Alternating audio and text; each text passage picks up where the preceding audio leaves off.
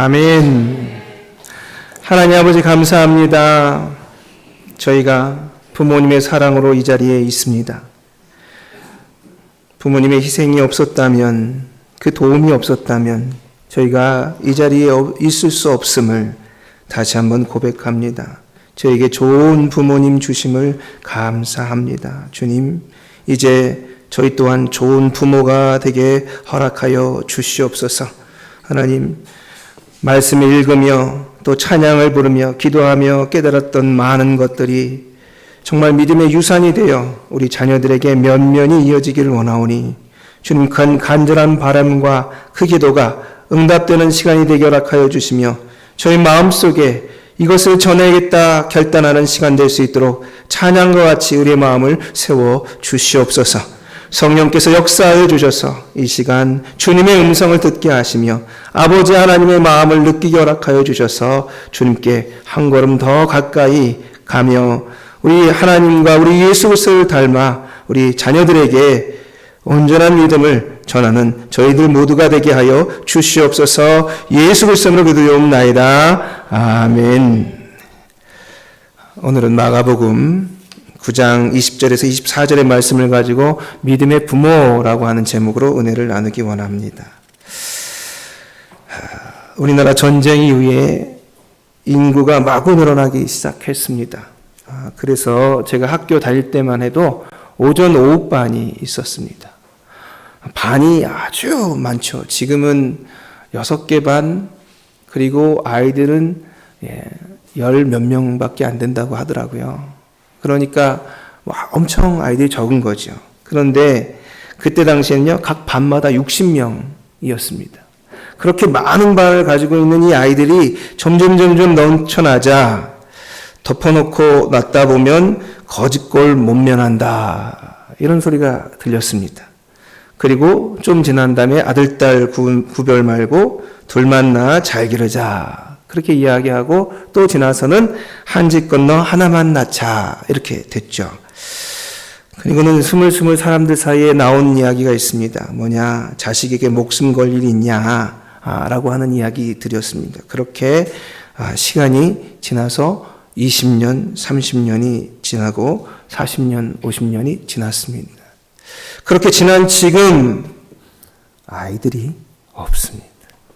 0.7%, 7, 8%? 네, 아이들이 없다. 문 닫는 학교들이 늘어가고 있고 교회마다 교회 학교가 사라져 가고 있습니다. 대학도 걱정입니다. 들어올 학생들이 없는 거죠. 이건 모셔야 되나 아니면 뽑아야 되나, 이걸 걱정하는 상황들이 된 것입니다. 이렇게 되자 정말 아이들이 귀하니까, 예전에는 할아버지 할머니가 최고였는데 이제는 그 자리에 우리 아이들이 이렇게 올라가 있습니다. 그리고 투자하고 또 투자하자 사교육비도 마구 천정부지로 올라갔습니다. 그리고는 부모님들이 귀한 아이들 위한다고 학교에서도 여러 가지 어려움들이 나타나더니 이제는 회사까지, 제가 여러 번 말씀드리지 않았습니까? 어느 회사에도 전화가 왔답니다. 자랑스러운 아들이 대기업에 들어간 겁니다. 그런데 이 대기업에 들어간 아들이 그만 지방으로 발령이 받았습니다. 그랬더니 어느 날 인사과로 전화가 왔는데 아이의 어머니였습니다. 우리 아이는요, 지방에서 일할 체질이 아닌데요 하고 어머니가 회사에다 전화해가지고 왜 아들을 지방으로 발령했냐고 이야기하는 상황들이 된 거죠. 이 모든 일들을 보면서 지금 저희가 이제 MZ 세대들을 맞이하고 있습니다. 굉장히 당혹스럽죠. 우리와 생각이 너무 많이 판이하게 다르니까 앞으로는 어떤 세상이 전개될까라는 생각조차도 있고 기대감도 있지만 우려도 많이 있는 상황입니다. 뭔가 틀어져 있다는 거죠. 잘 가르치고 싶었는데, 더 잘 되게 하고 싶었는데 뭔가 틀어지고 있는 현재 한국 교육을 저희가 볼 수 있습니다. 근데 성경은요, 지속적으로 내 자녀는 내가 가르치라, 이렇게 이야기합니다. 내 자녀는 내가 가르치라. 내 자녀는 부모가 가르쳐야 된다라는 하고 성경은 이야기하고 있습니다. 가정은 자녀 교육의 가장 좋은 장소입니다. 이것을 간과해서 우리나라는 현재 어려움에 봉착해 있는 상황입니다. 집에 들어가도 부모님이 없습니다. 뭐하러 가야 되느냐? 학원 가야 됩니다. 밤 늦어야 부모님들이 돌아옵니다. 거기에 무슨 교육이 있겠습니까? 우리 소위 밥상머리 교육이라고 하는데, 돈 버는데 바쁜 부모님들은 아침 일찍 나가서 저녁 늦게 들어오는 바람에 아이들은 학원을 잘 가고 있겠지만 점검 받습니다. 너 학원 잘 갔다 왔지? 그럼 됐어. 너 교회는? 이 교회도 어느 이 리미트가 있습니다. 제한이 있어요. 대학 들어가기 전에는 또 이렇게 풀렸다가 다시 또 이런 일들이 계속되고 반복됩니다. 그러다 보니 우리 아이들이 원치 않는 모습들이 자꾸 돌출되고 있어서 걱정인 시대를 살고 있죠. 성경은 다시 말합니다. 내 자녀는 내가 가르쳐라. 내 자녀의 신앙교육은 부모가 가르치는 것이다 라고 말하고 있습니다. 오늘 말씀에 한 아버지의 인생이 보입니다. 얼마나 힘들었을까요? 예수님께서 물으셨습니다. 이 아이가 언제적부터 이렇게 되었느냐? 어릴 적부터입니다. 어릴 적부터 이 아이는 불에도 뛰어들고 물에도 뛰어들고 그리고 심지어는 거품을 물고 쓰러집니다. 거품을 물고 쓰러져서 막 힘들어할 때는 정말 내 자식이 아니었으면 좋겠는 거예요. 너무 창피한 거예요.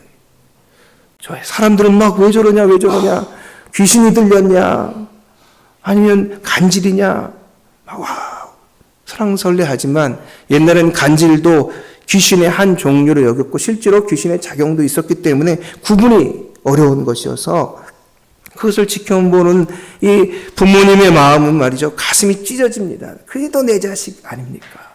여기에 있는 이 아버지는 오랫동안 이 아이가 자랄 때까지 지금까지 예수를 만나기 전까지 그 인생이 너무너무 힘들었어요. 자식 때문에 말이죠. 그렇지만 예수를 만나서 구원을 받습니다. 자신의 아이도 지옥 같은 인생을 살고 자신도 아이를 키우느라고 지옥 같은 인생을 사는 이 인생을 여기서 끝낸다 하는 것입니다. 여러분, 믿음의 부모는 그 아이를 구원하는 길로 이끌입니다.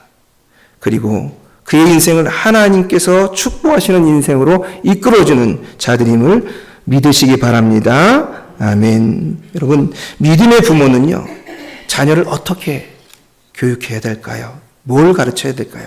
오늘 본문 말씀 우리 20절, 21절, 22절 말씀 같이 읽도록 하겠습니다. 시작. 이에 데리고 오니 귀신이 예수를 보고 곧 그 아이로 심히 경련을 일으키게 하는지라 그가 땅에 엎드려져 구부르며 거품을 흘리더라. 예수께서 그 아버지에게 물으시되 언제부터 이렇게 되었느냐 하시니 이르되 어릴 때부터니이다. 귀신이 그를 죽이려고 불과 물에 자주 던졌나이다. 그러나 무엇을 하실 수 있거든 우리를 불쌍히 여기사 도와주옵소서. 여러분, 믿음의 부모는요, 무엇보다도 영적인 세계가 있음을 알려주는 사람입니다. 같은 다른 구절에는 저희가 무리에게 이름에 한 사람이 예수께 와서 무릎을 꿇고 내 아들을 불쌍히 여겨주소서, 내 아이들의 질병, 이 간질로부터 이부터 건져주시옵소서. 이 아이가 불에도 뛰어들고 물에도 뛰어든 아이다 하면서 부탁하는 장면이 다른 구절에 있습니다. 여러분, 이 아이는 지금 이 아이를 향해서 아버지는요 정말 열심히 이야기하며 도저히 자신이 감당할 수 없는 이 세상, 이 현재 지금 살고 있는 세상 말고 또 다른 영역에서 일어나는 일들에 대해서 알고 예수님을 찾아왔다고 하는 것을 저희가 집중해서 볼 필요가 있습니다. 여러분, 우리는요 흔히 영혼이 있다 그럽니다. 여러분, 영혼이 있습니까 없습니까? 확실합니까? 아멘. 네. 우리가 돌아가야 될 고향, 하늘나라, 하나님이 다스리시는 아름다운 세상이 있다. 영원히 살 곳이 있다. 우리는 흔히 이렇게 이야기하죠. 그래서 보이는 이 세상만 있는 것이 아니라 보이지 않는 영적인 세계도 있다는 사실을 우리는 압니다. 하지만요, 세상은 잘 모릅니다. 얼마 전까지만 해도 또 지금도 영혼은 없다, 과학적으로 없다 하고 자신 있게 말하는 과학자들이 지금도 많이 있습니다. 1981년 노벨상을 받은 과학자가 있습니다. 그는 로저 스펠이라고 하는 과학자입니다. 그는요, 우리가 흔히 알고 있는 좌뇌 우뇌를 연구했어요. 그래서 좌뇌형 인간, 우뇌형 인간, 이것을 연구해가지고 너무 잘 명확하게 연구했기 때문에 노벨상을 받았습니다. 그가 한 아주 유명한 실험이 하나 있는데 뭐냐? 뇌분리 실험입니다. 뇌분리. 좌뇌와 우뇌를 분리하는 실험. 간질은 좌뇌에서 만약에 발생했는데 이게 영향이 우뇌로 미치면 사람이 위험해진답니다. 그래서 이 좌뇌와 우뇌를 분리해야지 이쪽 간질이 저쪽으로 가지 못한다는 겁니다. 우측에 있는 이 간질이 좌측으로 가지 못한다는 겁니다. 그래서 힘들고 어렵지만 위험하지만 뇌를 분리하는 이 중간 신경 다발을 자르는 그런 수술을 한다는 것입니다. 그런데 이 사람이 이 수술을 하면서 자기가 그동안 생각했던 것을 증명해낸 것이 하나 있는데 뭐냐? 이 수술을 한 사람이 말이죠. 보니까 좌뇌의식이 있고 우뇌의식이 있다는 사실을 발견하게 된 겁니다. 지포를 한쪽은 내리려고 하고 한쪽은 올리려고 하는 거예요. 여러분, 부딪히는 것 말이에요. 그러니까 의식이 두 군데로 있구나. 좌뇌의식이 있고 우뇌의식이 있구나.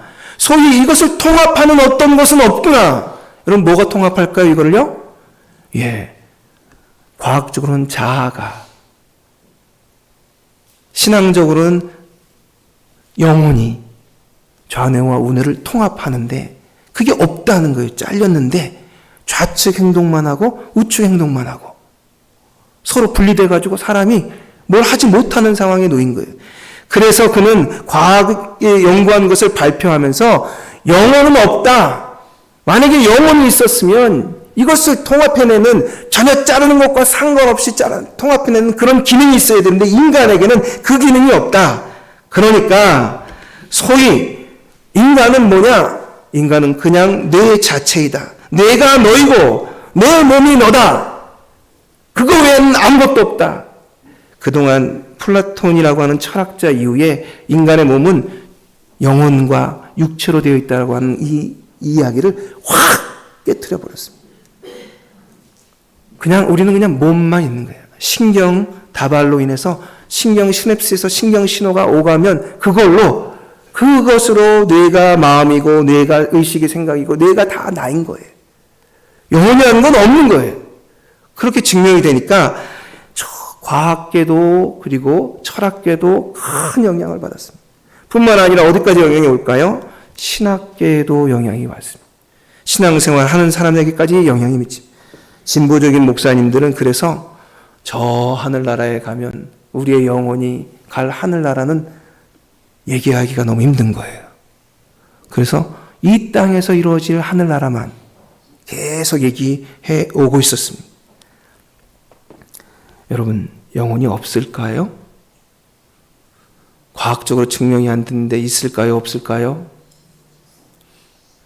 그래도 있어요. 그게 우리의 주장이잖아요. 다행히 2017년에 네덜란드 야일 핀토 교수팀에서 대규모로 큰 규모로 뇌분리 실험을 행했습니다. 앞에서 했던 로저 스페리 교수님도 그것을 하긴 했는데 그때는 아주 많은 연구는 아니었는데 이번엔 아주 엄청난 규모의 연구였습니다. 그 연구를 했는데 의식이 두 개라고 말하던 좌뇌의식, 우뇌의식 각각 따로따로 이걸 통합하는 기능은 자르는 순간 끝난 거다. 그러니까 잘렸어도 함께할 어떤 영혼, 자아가 있어야 되는데 없다. 이렇게 됐던 이 이야기를 그 논문이 뒤집었습니다. 잘랐는데요. 이 사람이 생각과는 다르게 시간이 지날수록 말도 정확하게 하고 책도 잘 읽고 계산도 정확하고 자전거도 타고 심지어는 운전하는데도 아무 문제가 없는 거예요. 그래서 그동안 그 사람이 그 교수가 주장하면서 영혼은 없다, 자아도 없다, 그저 내가 있을 뿐이다 라고 얘기했던 그 생각이 뒤집힌 겁니다. 뒤집혀서 아무리 내가 좌뇌우뇌 병 때문에 잘렸어도 이쪽 신호를 받아서 합치는 뭔가가 있고 이쪽 신호를 받아서 합치는 뭔가가 있다. 그 뭔가가 뭐냐? 이 교수는 그걸 학교 교수기 때문에 자라고 표현하고 뒤에다가 전통적으로 종교계에서는 이것을 영혼이라고 부른다. 이렇게 표현했다. 결국 좌뇌우뇌가 잘려도 이 몸이 안에서 잘려도 말이죠. 좌측의 신호를 받고 우측의 신호를 받아가지고 그걸 통합해내는 영혼이라는 것이 존재한다는 사실을 다시 한번 증명한 격이 되었습니다.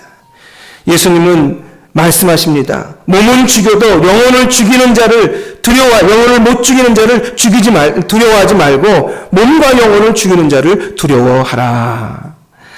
믿음의 종국은 결국 영혼의 구원이라. 죄가 용서를 받고 천국에 우리가 이르는 것, 그래서 주님과 함께 사는 것, 그것은 말씀대로이라는 겁니다. 온 천하를 얻고도 생명을 잃으면 무엇이 유익하리요? 여러분, 영혼이 잘못되면 아무 소용이 없는 것입니다. 부자가 아무리 쌓아놨어도 이 세상만 있는 것이 아니라 우리가 갈 영혼의 세계, 그리고 부활 때는 우리의 몸과 하나가 돼서 새로운 신비한 몸이 될 그 세계를 모르면 큰 문제라는 것이죠. 여러분, 여기에 있는 이 아버지는 어땠습니까? 자기의 아이를 예수님께서 산에 올라간 사이에 데려왔습니다. 고쳐주십시오 하고 부탁했지만 제자들은 얼마 전까지만 해도 이 질병을 고쳐주고 귀신을 내어줬던 그들이 말이죠. 9명이 아무리 애를 써도 이 귀신이 나가지 않는 거예요. 그런데 예수님께서 그들을 찾아오셨습니다. 우리가 쫓아내도 쫓아내지 않더라고요 라고 얘기했더니 믿음이 없다 라고 말씀하시고, 또 마태복음에서는 믿음이 너무 적다 그렇게 말씀하시고는 믿음을 확인하라 말씀하십니다. 그리고는 그 아이를 그 질병으로부터, 귀신의 작용으로부터 고치시는 장면이 나옵니다. 여러분, 문제가 무엇입니까? 문제는 내가 할 수 있느냐 없느냐의 문제가 아니라 내가 믿느냐 안 믿느냐의 문제인 겁니다.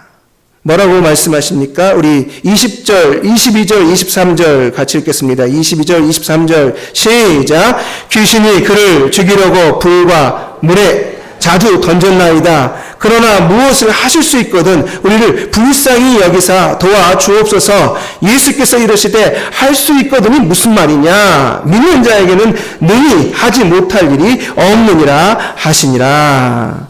여러분, 뭡니까? 할 수 있느냐 없느냐의 문제가 아니라 믿느냐 안 믿느냐의 문제라고 이야기하는 것입니다. 우리는 우리의 삶에서 우리 자녀들에게 영적인 세계가 있다는 것을 가르쳐 주어요. 그 영적인 세계는 누가 다스리는 것입니까? 하나님께서 다스리는 세계라는 것입니다.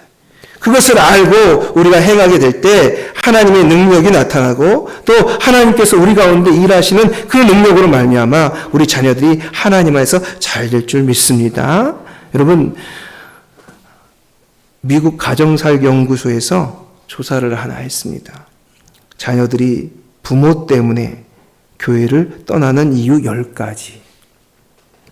1위, 주일이나 교회 행사를 무시하고 여행을 떠날 때. 2위, 예배 시간에 시계를 자꾸 쳐다보는 부모님을 볼 때. 3위, 자녀 앞에서 목회자의 허물을 이야기할 때. 4위, 11조와 헌금을 제대로 하지 않을 때. 5위, 교회에 대한 애착심이 없을 때. 6위, 예배 시간에 지각할 때. 7위, 문제가 생길 때만 불규칙하게 기도할 때. 8위, 여러 가지 핑계로 교회 봉사를 하지 않을 때. 9위, 자녀들을 교회에 오래 있지 못하게 할 때. 10위, 실천보다 말만 앞세울 때. 여러분, 자녀들은 다 보고 지내는 것이죠. 정말 영적인 세계가 있는 사람으로서 행동하느냐 행동하지 않느냐를 보고 있다는 것입니다. 우리가 자녀들에게 보여줘야 될 것은 영적인 세계가 있다는 사실을 알려주는 것입니다. 그러므로 말미암아 하나님이 보이지 않는 이 세계를 다 다스리고 있음을 알게 될 때 우리 자녀들이 하나님께 구원을 받고 하나님께 은혜를 받고 복을 받게 되는 줄 믿습니다. 여러분 결국 어떻게 되었습니까? 이 아이는요 지켜보았습니다. 자기의 아픈 몸으로 때때로 물에 자기 스스로가 던져지고 원치 않아도 불로 뛰어들게 되고 그리고 마구마구 그냥 거품을 물고 쓰러질 때마다 버리지 않고 안타깝게 쫓아와서 자기를 붙드는 부모님을 보았습니다. 그리고는 누구에게 찾아온 것입니까? 예수 그리스도를 찾아와서 자신을 고쳐주는 모습을 보았습니다. 그 모습이 영적인 세계가 있다는 것을 가르쳐주는 아버지의 인생이었고 그 인생을 통해서 배우게 된 것이 그가 믿음이라고 하는 사실입니다. 여러분 우리 또한 정말 그렇게 가르침으로 인해서 심은 대로 거두게 되는 그 삶을 온전히 실천하는 우리 조양교회 성도님들이 다 되기를 예수님으로 축복합니다. 네. 두 번째, 우리 23절, 24절 말씀 같이 읽도록 하겠습니다. 시작!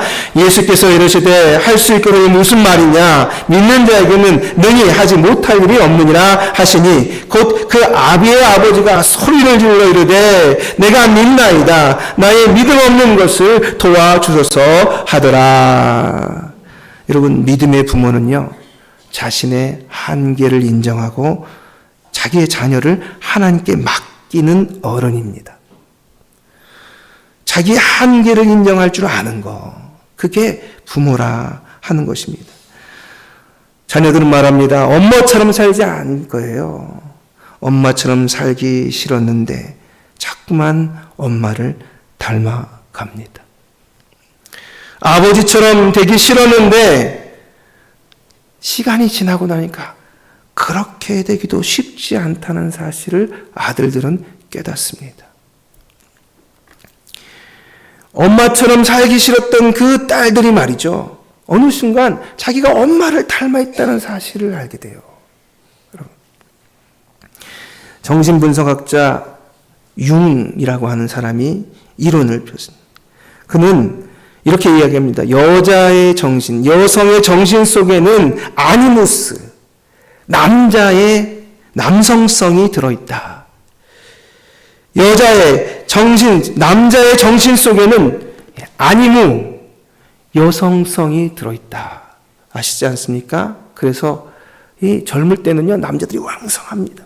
그런데 나이가 들수록 점점 조심스러워지더니 어떤 때는 정말 이게 너무 소심하다. 남자가 저렇게 소심해서 되나 싶을 정도로 갑니다. 여자분들은 어떤가요? 처음엔 조용하고 잘 지내더니 나이가 들수록 걸걸걸걸걸 하시더니 나중에는 남편을 아유 빨리 와라 막 이러면서 정 뒤집혀가지고 말이죠. 엄마가 아빠한테 한마디 할 때마다 어느 쪽이 남자고 어느 쪽이 여자인지 구분이 안 될 정도로 그런 모습이 나타납니다. 여러분 그게 우리의 삶에 우리 안에 이미 들어있는 이 여성이지만 안에 있는 남성성 그리고 남자이지만 남자 안에 있는 여성성이 발현이 된 것을 뜻합니다.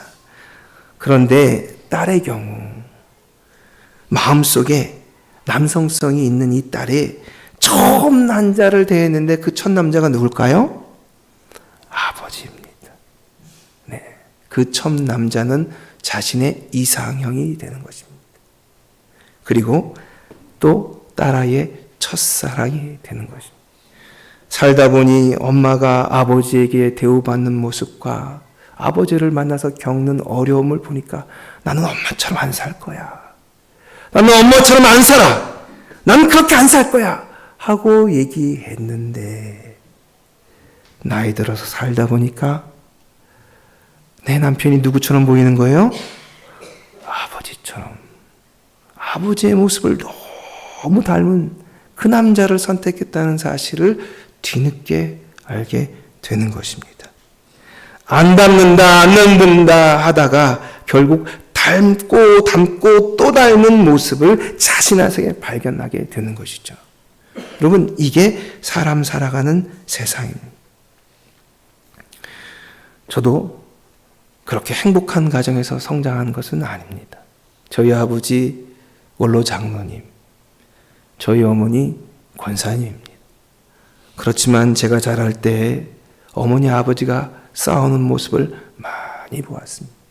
공무원 같은 저희 아버지는 직장을 그만두신 일에 사업을 하셨습니다. 사업에 성공했으면 좋겠는데 공무원 같은 성격으로는 사업에 성공할 수가 없는 거예요. 그래서 5번, 6번 정도 사업을 바꾸셨습니다. 그럴 때마다 눈물 짓는 분은 바로 우리 어머니셨습니다. 너무너무 힘들어하셨고 그 간혼이 너무너무 고통스러웠습니다. 저도 어리지만 그것을 경험했습니다. 저희 어머니는 툭 하면 저를 불러다가 아버지 흉을 보시면서 위로를 받으셨습니다. 근데 크면서 제가 알게 된 거죠. 누굴 닮아 있어요? 아버지를 닮아 있고 남자의 인생을 살아가야 된다는 사실을 안 저는 어머니가 그렇게 흉 보는 게 너무 싫어서 어머니한테 정말 대든 적도 있었습니다. 그리고 저희 가정은 행복하지 않았어요.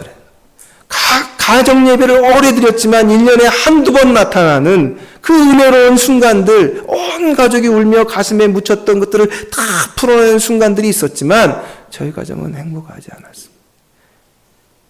저는 가정의 행복을 어디서 배웠느냐? 교회에서 배웠습니다. 신학교에서 배웠습니다. 아, 사랑한다는 건 이런 거구나. 서로 위한다는 건 이런 거구나. 그것을 배워서 저는 교회에서, 신학교에서 배운 그것을 가정으로 가져갔습니다. 여러분, 때때로 잘하고 싶습니다. 자녀들에게 좋은 부모이고 싶습니다.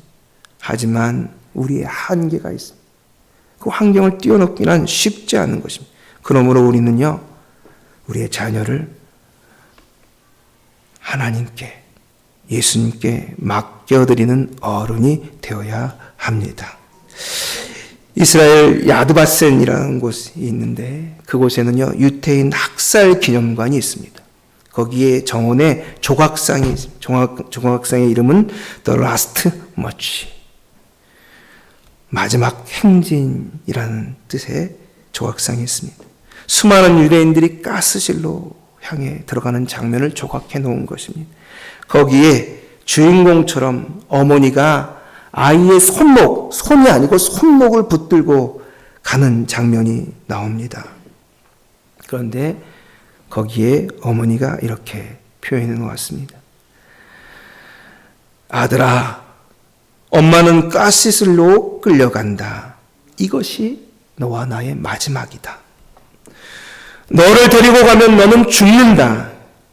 너는 지금 병들어 있기 때문에 누구도 돌봐주지 않아서 어쩌면 죽을지 모른다. 하지만 지금 나와 함께 가면 너는 가스실에서 함께 죽는다. 그래서 나는 너를 버린다. 너가 살 수 있도록. 나는 너를 하나님께 버린다. 하나님, 이 아이를 살려 주옵소서. 그 아이가 자라서 조각가가 되었습니다.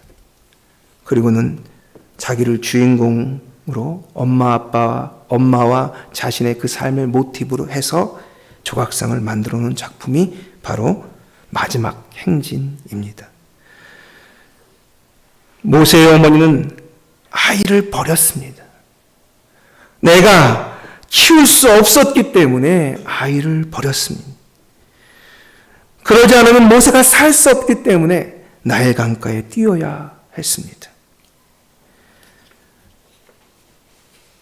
요셉은 형제들로부터 버림당했습니다. 그런데 하나님께서 모세와 같이 요셉도 잘 키워주셨습니다.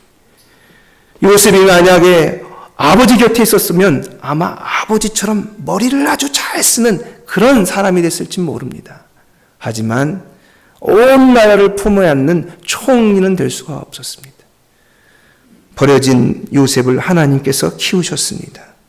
버려진 모세를 하나님께서 키우셔서 이집트의 왕자로 그리고 출애굽의 지도자로 세워 놓으셨습니다. 한나는 하나님께 기도한 아들을 하나님께 내려놓습니다. 하나님과 약속한 아들입니다. 이 아들은 하나님께서 책임져 주십시오. 사무엘은 커서 이스라엘의 지도자가 되었습니다. 여러분, 우리가 키운 것보다 더 잘 키우시는 분이 하나님입니다. 그러므로 이 아버지처럼 자신의 아들을 고칠 수 없다는 사실을 인정하고 내 한계를 인정하고 우리 자식을 하나님께 맡기는 저희들이 되었으면 좋겠습니다. 예수님께서 권능의 손으로, 치료의 손으로, 축복의 손으로 만져주시고 함께 하셔서 온전히 키워내 주실 줄 믿습니다. 그런 믿음의 부모가 다 될 줄 믿고 예수님의 이름으로 축복합니다. 기도하겠습니다. 하나님 아버지 감사합니다. 오늘도 저희를 불러주셔서 저희를 알고 믿음의 부모로서 영적인 세계를 가르쳐주고 이 세상만 있는 것이 아니라 하나님이 운영하는 더 큰 세계가 있음을 말해주며 우리 자녀들의 모든 운명을 주님께 맡기는 하나님의 사람들 다 될 수 있도록 저희들 가운데 함께하여 주시옵소서. 예수 그리스도로 기도합니다. 아멘. 찬송가 406장 부르시고 기도하는 시간 갖겠습니다.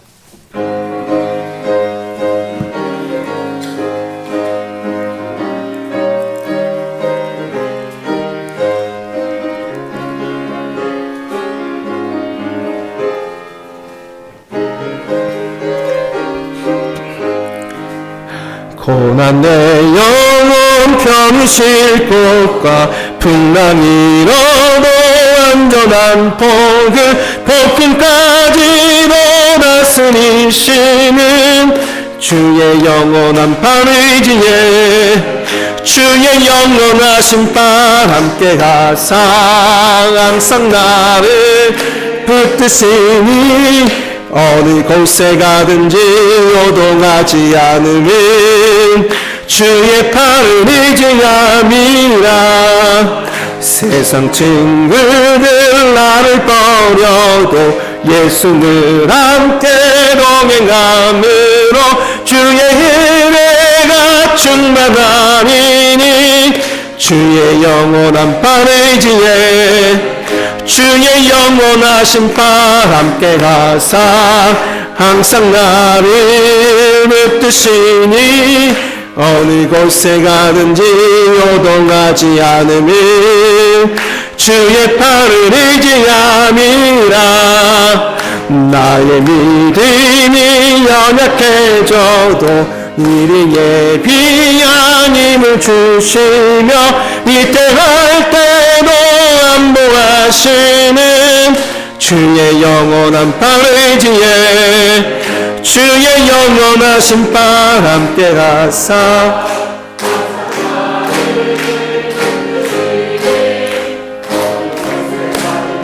요동하지 않으면 주의 팔을 의지함이라.